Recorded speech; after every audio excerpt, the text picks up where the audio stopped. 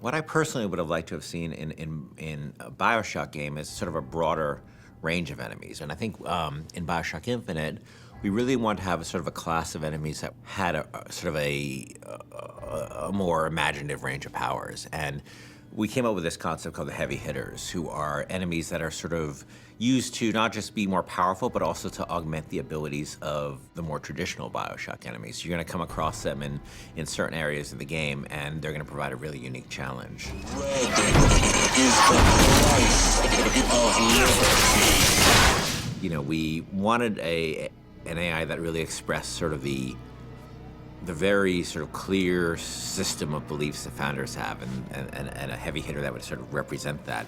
And the Motorized Patriot is sort of the embodiment of that. And they came up with this idea of this creepily motorized, like Hall of Presidents animatronic George Washington. It was specifically the face, specifically this weird, like, porcelain child dolls, you know, poor rendering of George Washington.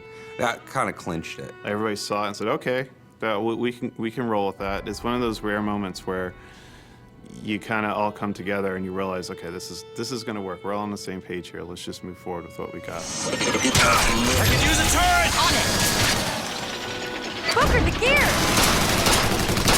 So the Motorized Patriot, a couple of things make him really special besides the aesthetic of him. One is that he's, unlike most of the enemies, he's completely fearless.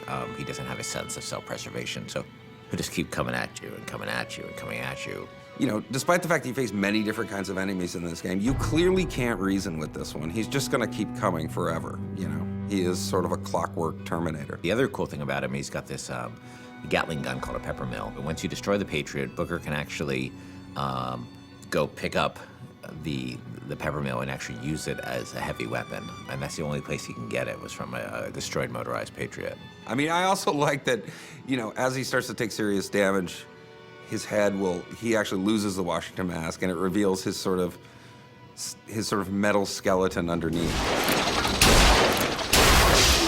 The thing I like most about this guy is that I think he's pretty readable as what he does. You know, he's a fairly simple guy. He's not a Swiss Army knife. He's a guy with a big gun, and I think that reads pretty well. He's got this incredible sense of heaviness.